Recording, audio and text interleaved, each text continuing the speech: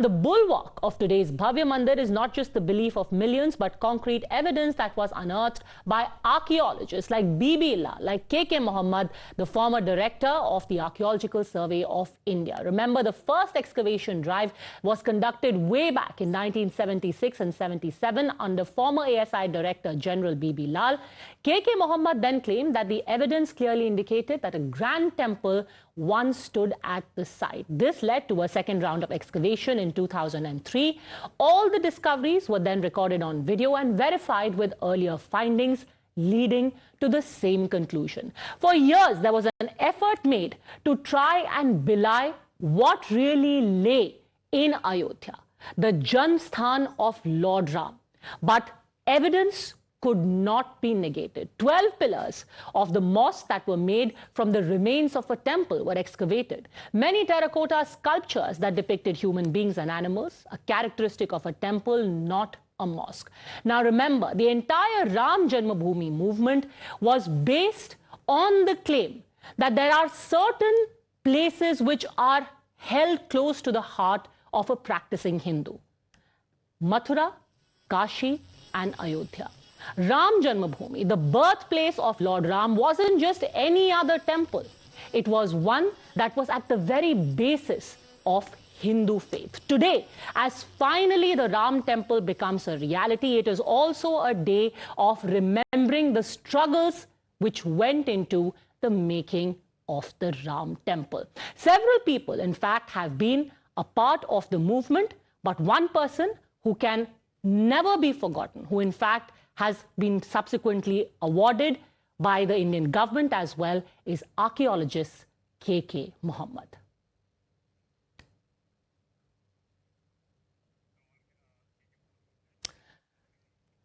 All right, and in fact, joining us today on the show is Mr. K.K. Mohammed. Let me also introduce to you our other guests who are joining us.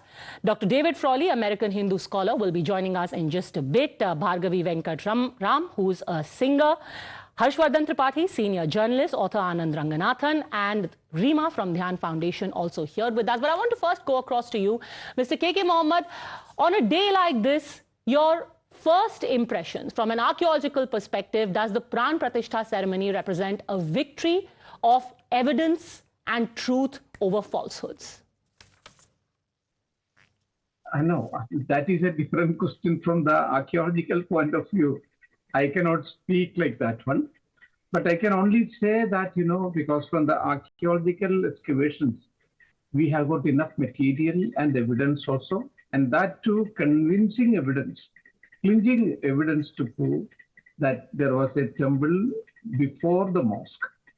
And that mosque has been, the dating of the mosque has been made to 12th century AD. So there was a temple already. And that temple was dedicated to Lord Sri Rama, because there is an inscription also from that site. And that inscription says that this temple is dedicated to that Mahavishnu who has killed Bali. So now the question is, who has killed Bali? Obviously, because everyone knows it was that Prabhu Sri Ram who had killed him. And then again, this Vishnu Hari Shilapanak that says it has been dedicated to that Mahavishnu who has killed 10-headed person. Who is this 10-headed person? That is, of course, Ravana. Who killed him? Prabhu Sri Ram. So on the basis of this and other convincing evidence, because we have been able to get a number of things from there, which is associated with the temple, which of course would not have been, we would not have been able to get such things from had it been a mosque area. So these are the convincing evidences, because when I went to the site, we also saw that all the pillars were standing on the temple pillars. It was before the demolition of the mosque. All the pillars were standing, the mosque was standing on temple pillars, and there was Purna Kalasha that was carved on that one. Purna Kalasha is a symbol of prosperity in Hinduism. It is one of the Ashtamangala Chinna, one of the 8 auspicious symbols, which is exclusively available in the temple but not in the mosque. And then there were so many idols also, and terracotta idols also that was recovered from there. The brick bases were excavated from there, Who all are on which the pillars were standing. And then also we got a number of things. I mean, like the pranala.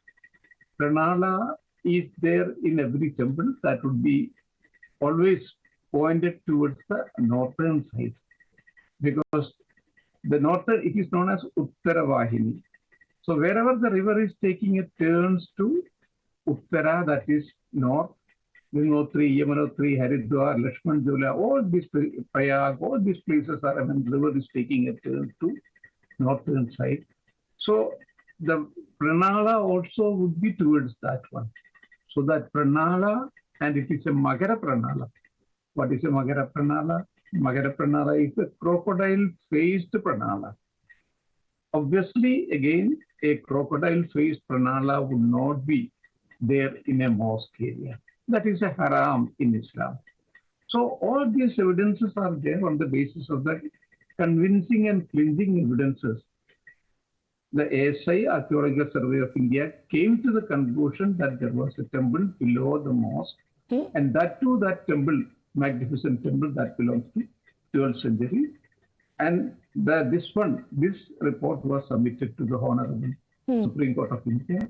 And on the basis of that, the Honorable Supreme Court of India came to the conclusion, the same conclusion which we had derived. And the present judgment is on the basis of that one. You know, it's amazing. And it's we are amazing, happy Professor Frawley, that in a country which is known, which is or rather projected as a majoritarian Hindu country, a Hindu population had to fight for years in court, repeatedly present reports saying a temple indeed stood here, and literally fight against odds.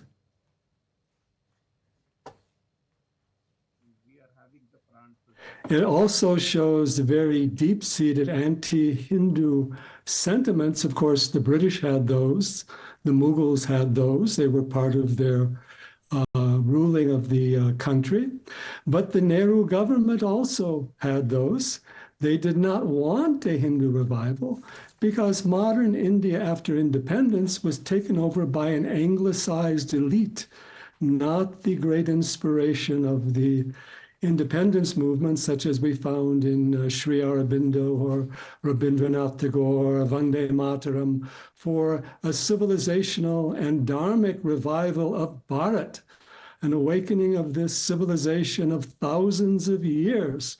That's what we wanted to see, the world wanted to see.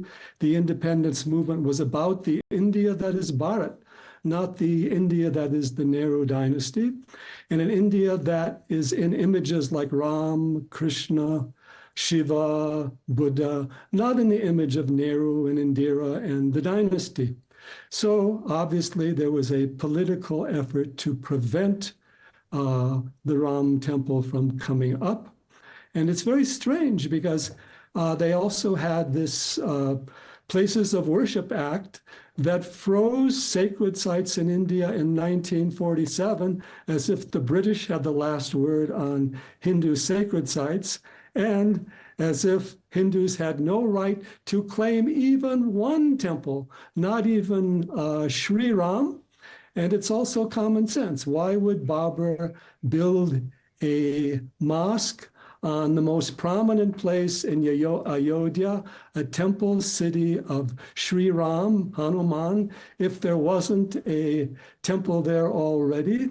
And it was a political statement. If he wanted to build a place of worship, a beautiful mosque, he had so many places that he could go. So it was done for political intimidation. And it's time for that to go. A free India does not need to be built upon this political intimidation of the Turks of centuries ago. So let us honor that and let us forget the past, but let us not forget the so many other Hindu temples that were also quite obviously destroyed, like Krishna Janmabhoomi, all historically noted. Hindus have a right. It's a question not of Hindus being majoritarian, but Hindus being minorities in their own country, not even having, there's 100,000 Hindu temples controlled by the government, including groups like DMK and communists who have no regard for the Hindu tradition, are trying to wipe it out, and yet are taking money from them. So obviously Hindus should rise up. It's about equal rights for the Hindus. It's not about Hindu majoritarianism. Hindus have already partitioned the country in favor of Islam. And you know, the kind of pushback that we have seen in the recent past from peace-loving population who are very firmly now pushing back and saying that this is our culture, we are proud of it, and we will not be shamed about who we are. Harshvardhan Tripathi, Dr. Anand Ranganathan, all with us live from Ayodhya. But before I come to you, I want to quickly cut across to my colleague Deepak at Lata Mangeshkar Chowk. A very interesting history that the Mangeshkar family, in fact, has with the Ram Temple. Several members of this family, Deepak, have also been invited today for the Pran Pratishtha ceremony. But today it's not just about the celebs. It's about the hundreds of common people who have just turned up on the streets. Over to you, Deepak.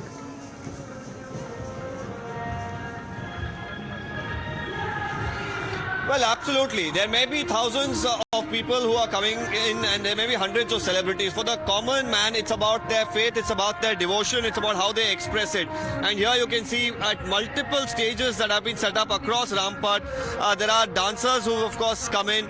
They are, exhibiting performances from their states. Let's try and get in a word from them. आपको कैसा लग रहा है आप यहाँ perform कर रहे हैं राम के लिए? बहुत बहुत बहुत ज़्यादा अच्छा लग रहा है और हमारी टीम ने यहाँ आने के लिए बहुत मेहनत की है, बहुत सारे हमारी टीचर ने हमें सिखाया है और ये चीज़ हम लाइव देख पा रहे हैं, हमारे लिए बहुत भाग्य की बात है कि हम इन लोग ये अयोध्या में परफॉर्म कर रहे हैं. And let me also, in fact, show you the entire area, how it has been decked up, and more importantly, the Prime Minister is expected to come here in a very short while. Just about 50 meters from where I'm standing is the Lata Mangeshkar Chowk, and all around, of course, the decoration, leads up till the Ram Mandir, and for the people, they've been waiting to step out, and at only certain points are the locals allowed here. The Prime Minister, along with a few dignitaries, are expected to come through, some of these streets, and that's why you have a massive security deployment. But for the people, it's a big celebration. It's as if Diwali has come early today evening. We're also expecting about 1 lakh the diyas to be lit as well in Ayodhya. So the festivities are only going to continue through the night. Let me cut across now to Dr. Anand Ranganathan and Harshvardhan Tripathi. Dr. Ranganathan, would you have thought that you would see a day like this where finally a Ram temple, which we've spent years and years talking about, is going to be taking shape and is right there before your eyes? Good morning, everyone, from the banks of Mata Saryu. It's a real pleasure and an honor to be here, Padmaja. And yes, I thought that this day would come, it should come, but that it has come in my lifetime is just absolutely incredible. I mean, I'm one of those few rare human beings who've had the honor of seeing Halley's Comet that comes once every 76 years. My father took me to the rooftop to show me in 1986 and said, remember this day because this comes once in 76 years. And now I'm witnessing a moment that has come after 500 years. How rare is that?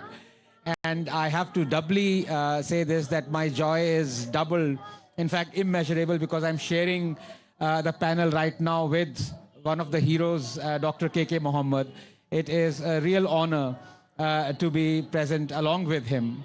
And I just feel that if there is one person who should have been next to PM Narendra Modi entering the temple and taking part in the consecration, it should have been Dr. K.K. Mohammed. So I want to ask him, is there any reason why he's not in Ayodhya? We will just put that across to Dr. K.K. Mohammed in a second as well. Harshvardhan ji, आप तो खुद अवध से हैं. पहले बात होती थी अवध के शाम की, अब बात होगी अवध के राम की. पद्मजा जी, सरयू तीरे अयोध्या धाम से आपको राम राम और सभी को राम राम. गोस्वामी जी कह गए हैं ना कि अवधपुरी प्रभु आवत जानी, भई सकल शोभा के खानी. तो इस वक्त पूरी जो अवध नगरी है ना, वो उसी तरह से दिख रही है, जगमग है, दमक रही है। और अब अयोध्या में राम जब आ रहे हैं बिना पीड़ा के, और चूंकि वो मर्यादा पुरुषोत्तम थे तो इसलिए सीखचों में भी रह गए, इसलिए षड्यंत्रों को भी उन्होंने स्वीकार कर लिया। लेकिन राम को तो निकल कर आना ही था, और जब अब राम आ रहे हैं तो हम आपको वो अनुभव, वो जिसको कहते हैं ना कि शब्द हमारे पास नहीं, हम समेट नहीं पा रहे हैं, लेकिन अब राम की अयोध्या संपूर्ण विश्व को बहुत कुछ देने जा रही। और मैं ये आज टाइम्स नाउ पर आपके साथ कह रहा हूं कि तिरुपति आप जाते हैं, तिरुपति तिरुमला तो पहाड़ी पर है, तिरुपति वो जो पूरा शहर नगर बसा हुआ है, आने वाले समय में अयोध्या कुछ उसी तरह से चमकती दमकती दिखेगी। और दुनिया भर से लोग आएंगे ये देखने कि कैसे एक ऐसी नगरी जो समृद्धि, संपन्नता, जिसको कहते हैं ना कि सहजता से सब कुछ कर सकती थी, उसको इस देश की सेकुलर फ्रॉड सेकुलर पॉलिटिक्स ने बरसों दबा कर रखा। वो देखेंगे कि यहां के लोग जो सब कुछ दे सकते थे उनको पीएसी के बूट तले रौंदा गया, और आज ऐसा कुछ नहीं है। आज पूरी अयोध्या आपको इस तरह से मिलेगी ना, जैसे लग रहा है कि अपना घर टूट गया था अब बन रहा है, और राम आ रहे हैं तो सबके मन, सबके एकदम जिसको कहते हैं प्रफुल्लित हैं, उल्लासित हैं। हम लोग भी उसी का हिस्सा हैं।